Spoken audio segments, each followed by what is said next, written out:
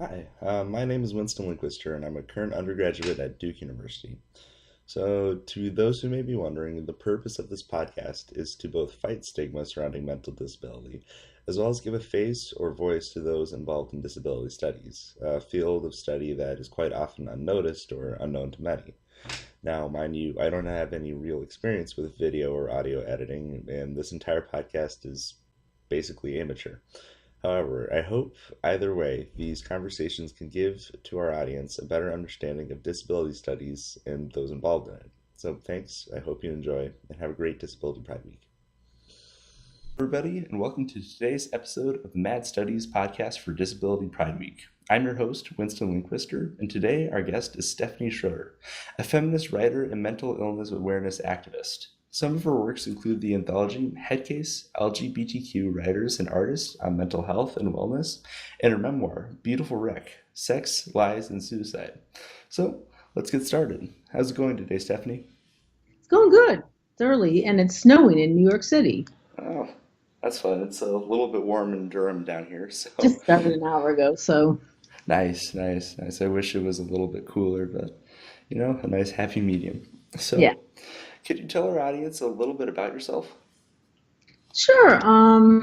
Well, I'm originally from the Midwest. I came to New York City when I was 25 years old, all ready to be a writer and all kinds of things. And I kind of got stopped in my tracks pretty early on by getting involved with somebody, a woman, who ended up being very abusive to me. And I was in a 10-year relationship with her, and it was a very violent relationship.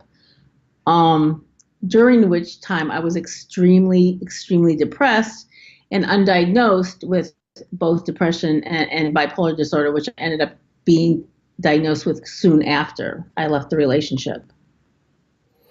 Okay. And what else? Now I am a writer. I'm working on what you mentioned, the anthology called Headcase, LGBTQ Writers and Artists on Mental Illness for Oxford University Press to be published in 2018. Okay, perfect. So, could you tell our viewers a little bit about how you got involved in mental illness awareness activism?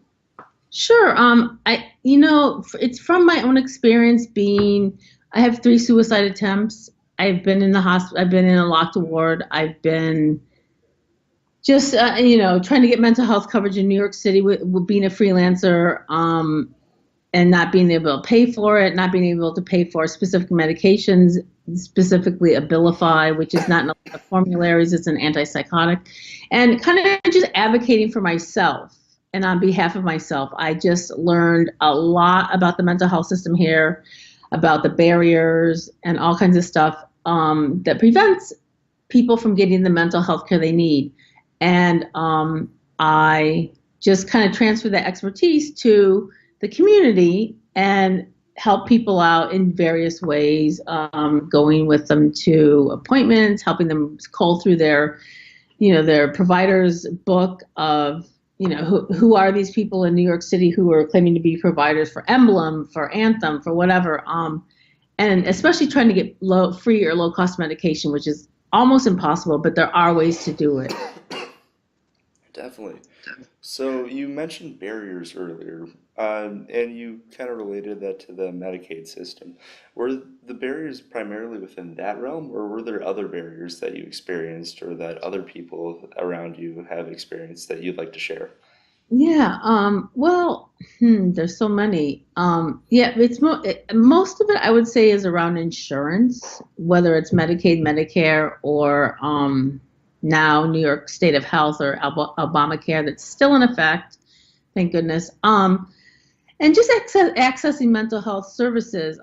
Right now, in particular, I had a private therapist and private psychiatrist for a very long time because I had a middle class job that allowed me to pay for it. I no longer have that. I'm a freelancer, and I have like the essential plan, and it doesn't cover really any kind of thing outside of a clinic. And I know other people, especially in the LGBT community, have already barriers because of their LGBT, identity, and also making a lower income in general and all kinds of other stuff.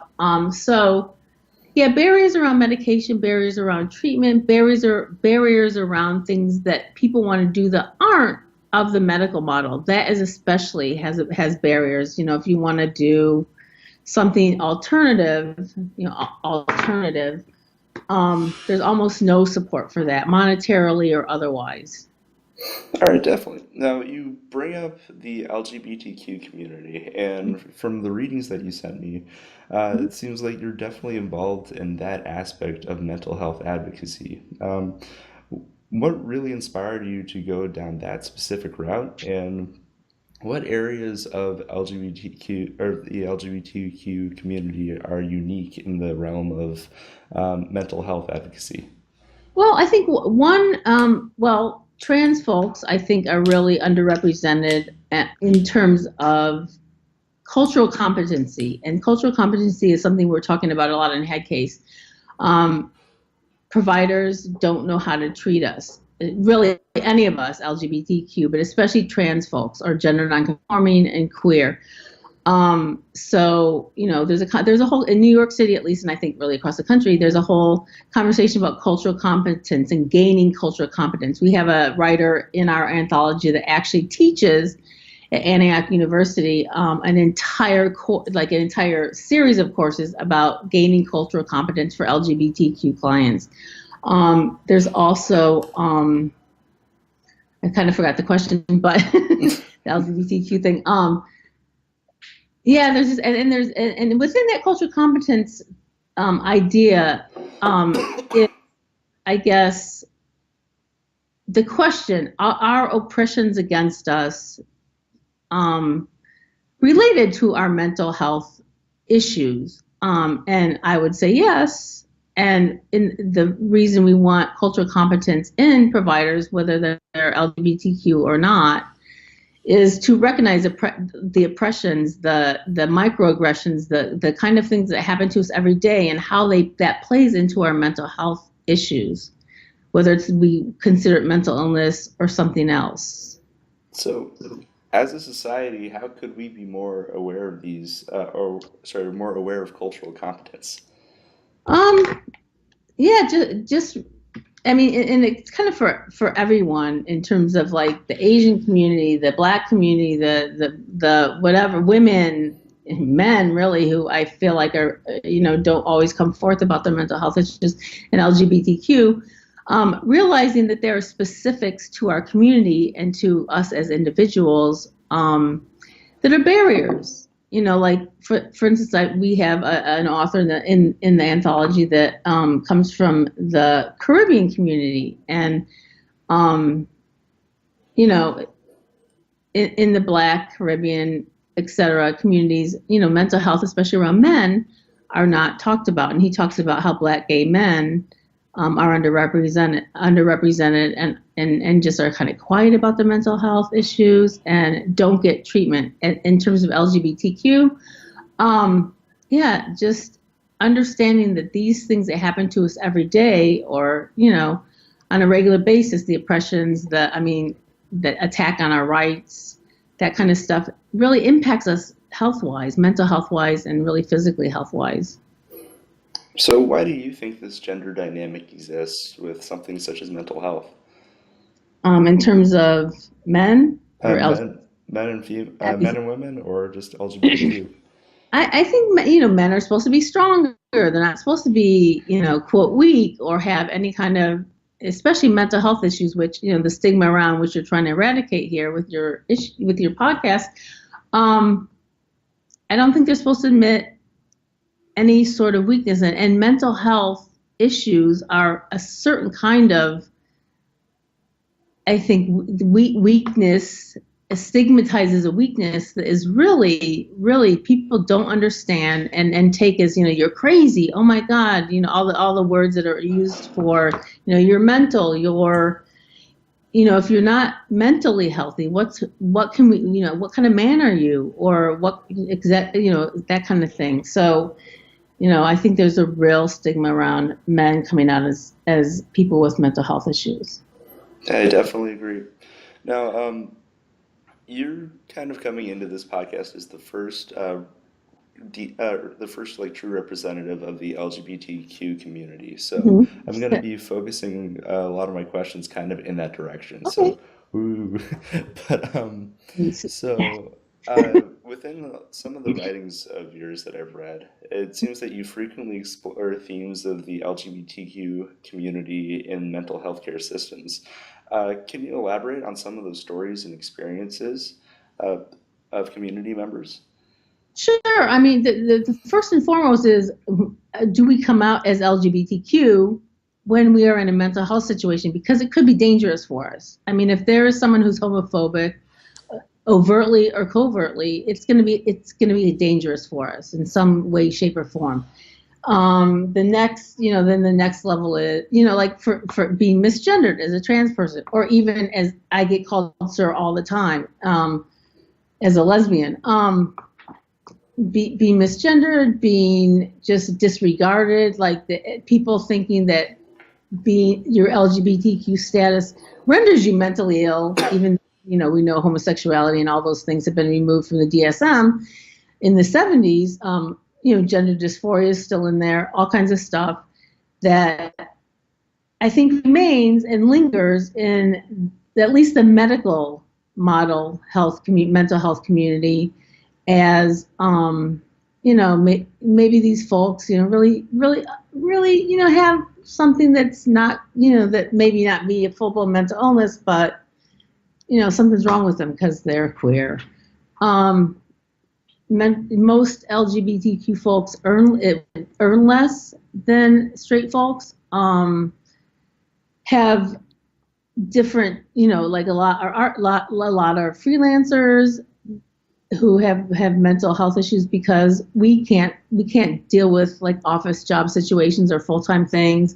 And and I'm not saying LGBT folks can't work, we can, but excuse me, in terms of folks with mental health issues, and especially with severe mental health issues, it's hard getting mental health treatment, either traditional or alternative,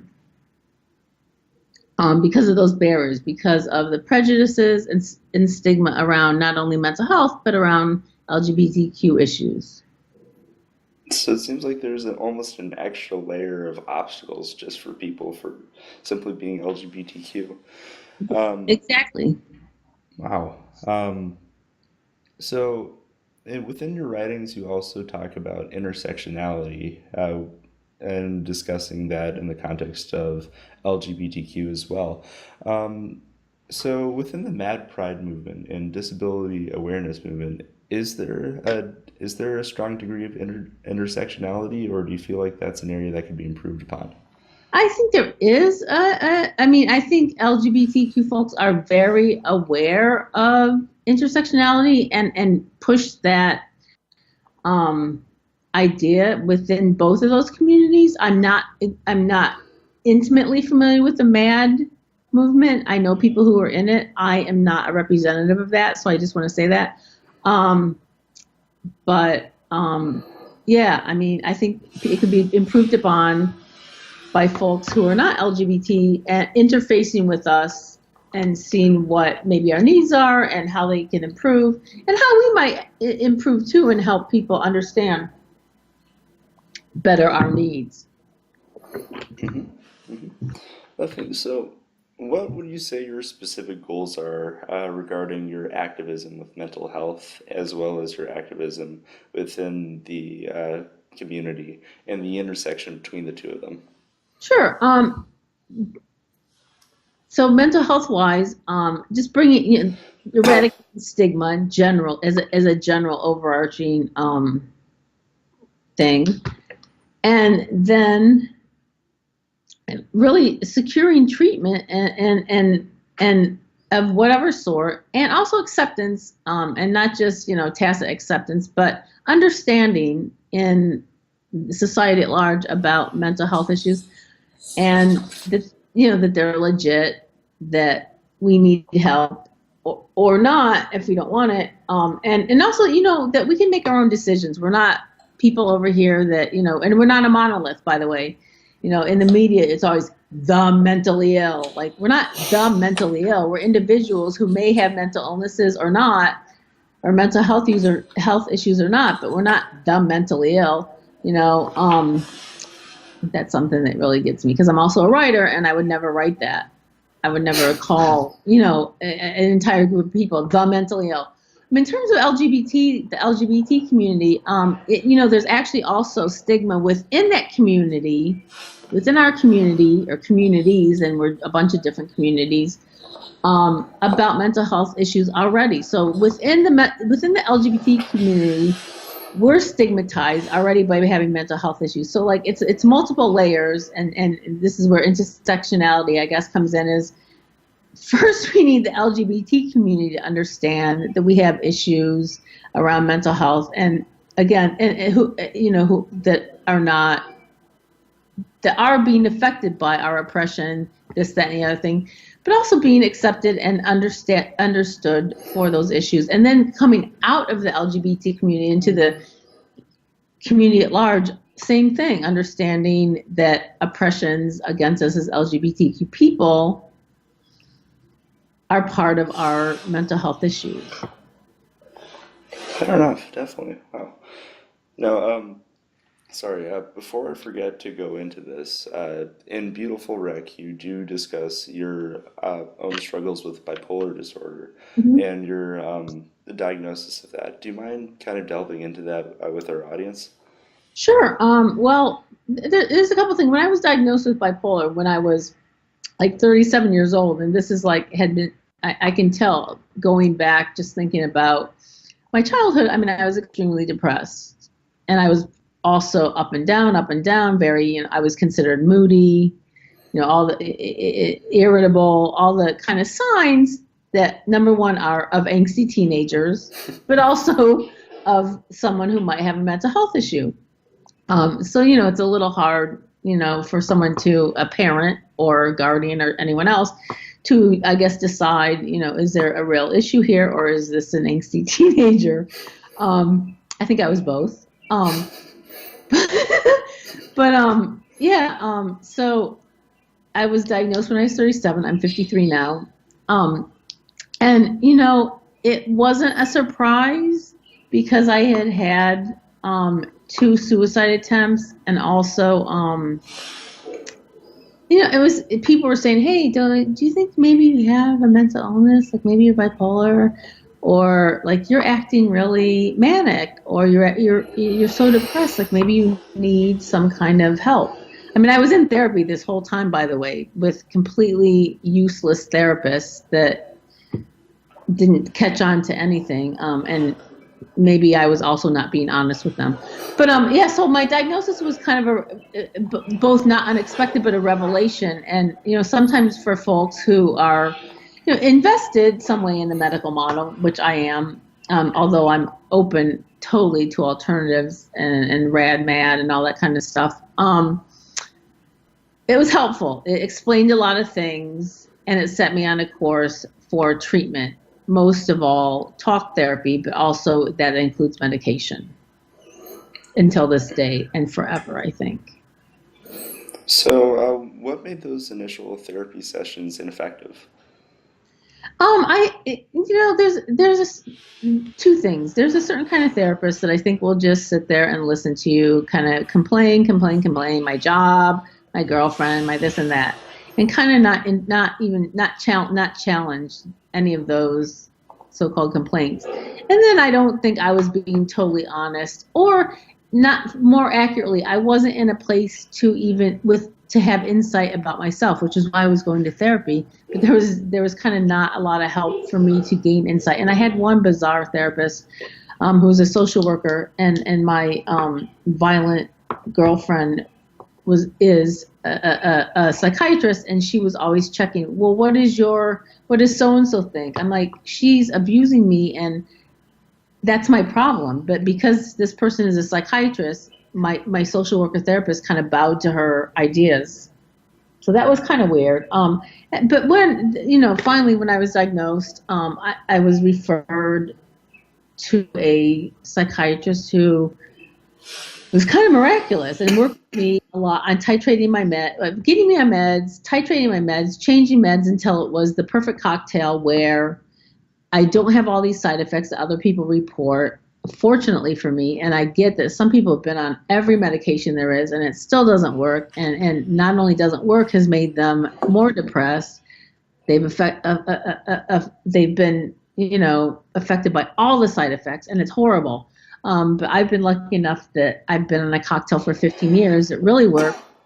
I'm very creative, but not manic, and it's been really good to me. Definitely. So, what were the personal steps for you to overcome that degree of adversity between the suicides and between the diagnosis of bipolarism and the abuse from your ex-girlfriend? Um, I guess, I guess after my third suicide attempt, um, which I was maybe not even supposed to survive. That's what the doctor told somebody. Waking up alive after a suicide attempt is a bizarre thing. And I just saw something flash by on my screen, not just this minute, but called Waking Up Alive. And it was a seminar that I missed, and I was really interested in it. Um, but waking up alive after suicide attempt is something really strange. Like you tried to kill yourself here, and now you're not dead. So I guess after that third suicide attempt, which was way past my abusive girlfriend, which I, went to therapy for and I had got over or whatever.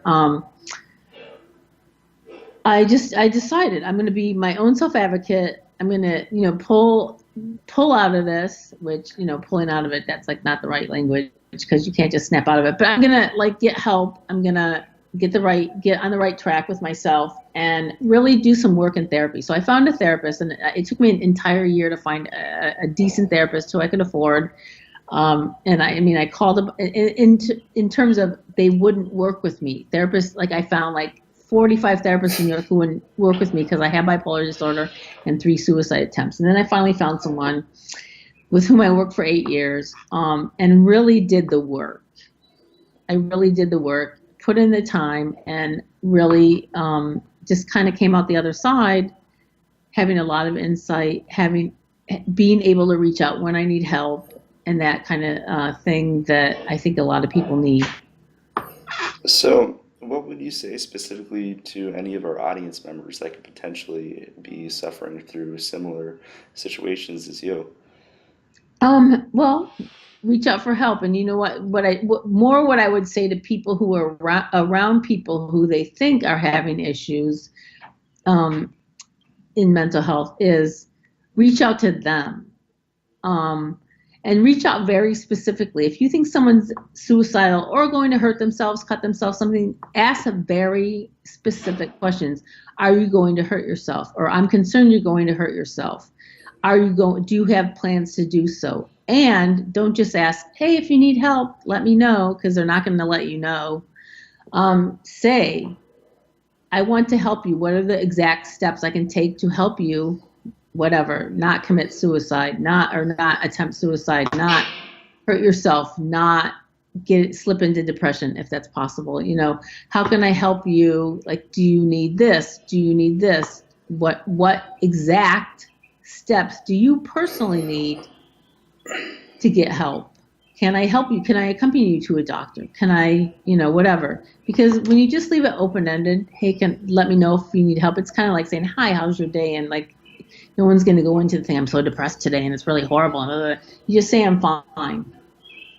Mhm. Definitely. So, how do you identify with your bipolarism and your mental illness? Would you say it's a defining portion of your personality that you would want to remain unchanged, or uh, would you want it to be changed and be put behind you? And the reason why I ask is this is kind of a point of debate within the disabilities advocacy and studies movement. Yeah, no, yeah, I read a lot about that and hear a lot about it, and discuss it myself with other people in the community. Do we want to, like, if there's a magic pill, can we take it? Or magic, just boom, would our bipolar be gone? It's a defining thing about me. I mean, from teenage years or earlier to age 53. I have bipolar. It's shaped me a lot. I don't think it builds character or anything of that nature. Although it does strengthen, if being an advocate for yourself does strengthen a lot of areas of my life. I wish I didn't have to go through it again. Like, I don't think like adversity necessarily builds character, and I don't think you have to live through a bunch of horrible things to have good character or be a strong person. Um, but yeah, I no, I would not have it be any other way, I guess. Definitely. Um, I understand completely. So, with when you were recounting your experience with bipolarism, you kind of you touched on the medical complex, the medical systems that you went through. Right. Um, do you mind expanding on that general experience for, say, any mental health patient, just with the idea of medications and therapy and access to therapy and the effectiveness of medication? Sure.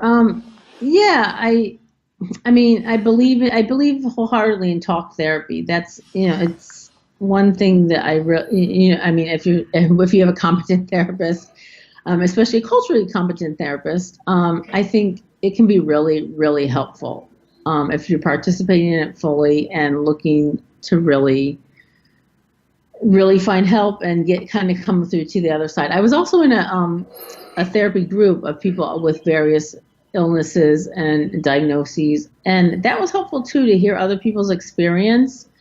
Um, and just, yeah, it was just helpful to hear other people's experience and get what works, what doesn't work. In terms of it, I mean, it's cost prohibitive almost these days unless you have some amazing insurance.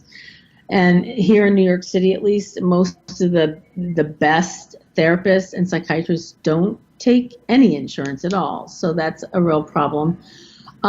Barrier medication, I'm all for it if you want to do it. I'm all for not doing it if you don't do it. Um, I mean, these things aren't precise. They're things that hit your brain in a certain way, and oh my God, maybe it helps and maybe it doesn't, and maybe it helps, but also gives you horrible side effects. So I understand not wanting to take medication. Like I've said before, I've been very lucky to be helped by medication. Cost prohibitive again. I was off my Abilify, again, the antipsychotic, for about 5 months, and it was a living hell for me. Um, Simply because I couldn't afford it. So it's a mixed bag. Hmm. Wow. So, so what part of the disability advocacy that you're looking to push towards is to make it more affordable?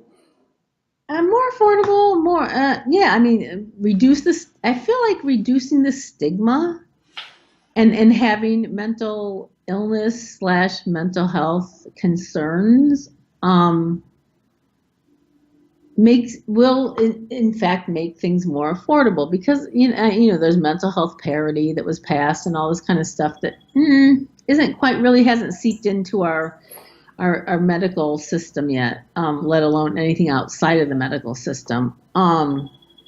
So yeah, just Hmm. recognition that mental health, including mental wellness, is a part of our health care. Hmm. I know Um, to the doctor now, like a general doctor, they do kind of a quick little mental health mini mental status exam, and like, some people don't know it's being done, but like I've had it done so many times, I know they're doing it. Are you in an abusive relationship? Are you experiencing depression? Which I think is good. Just a quick screening. I don't think it's like the be all end all, but it's a start. so would you say society as a whole is becoming more accepting of people with mental disabilities, or yeah, just in that regard? I think the society is becoming at least more educated and more aware. Whether, yeah, there's more acceptance. As time goes on, there's more acceptance of a lot of different things. I think there's more awareness than acceptance. Um, and I'm an anti-assimilationist in terms of being an LGBTQ community, which is like, I don't. care to really fit in the mainstream.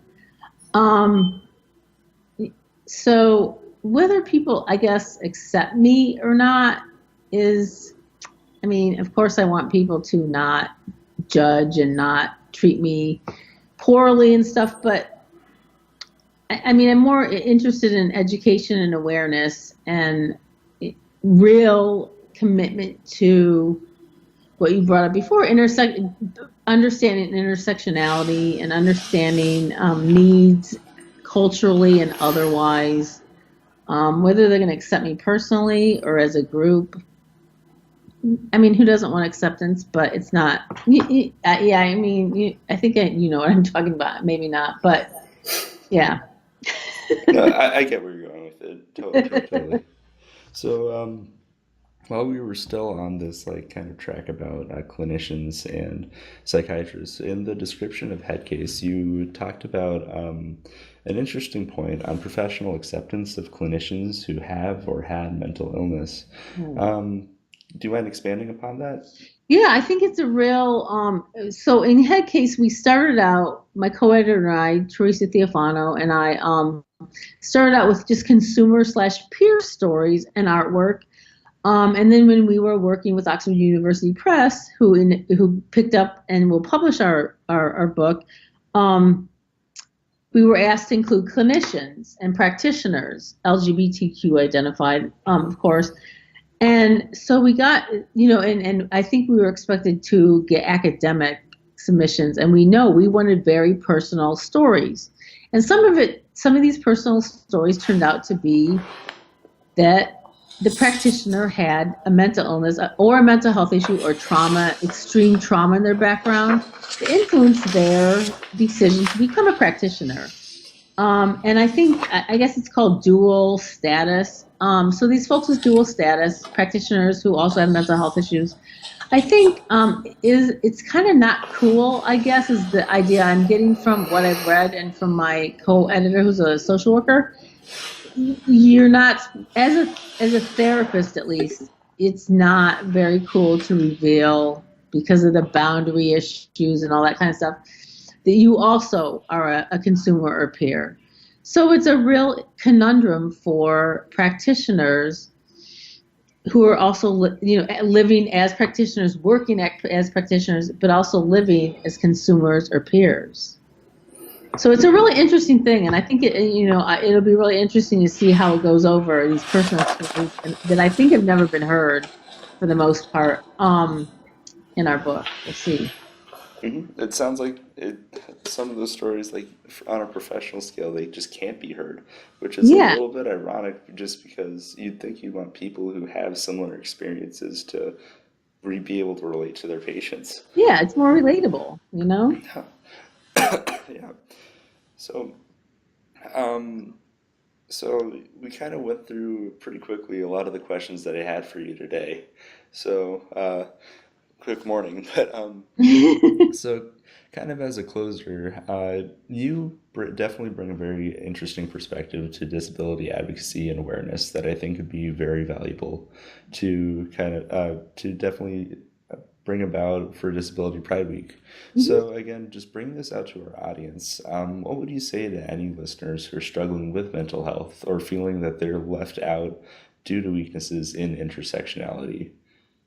Um, I think self-advocacy is just really the way to go. I mean, if you're feeling down and if you're feeling left out, it's kind of hard to do that, but just keep bringing it up to folks that, you're there, you feel your voice isn't being heard, which is already an issue. So kind of getting your voice heard is hard. Coalitioning with other groups that also maybe are not being heard but are putting their voice out there. I think that's always a good way to go in terms of intersectionality, in the way that like people are banding together now against immigration issues and other issues, Muslims and Black folks and LGBTQ folks and the Jewish community, just kind of banding together to fight the common enemy or whatever it may be, to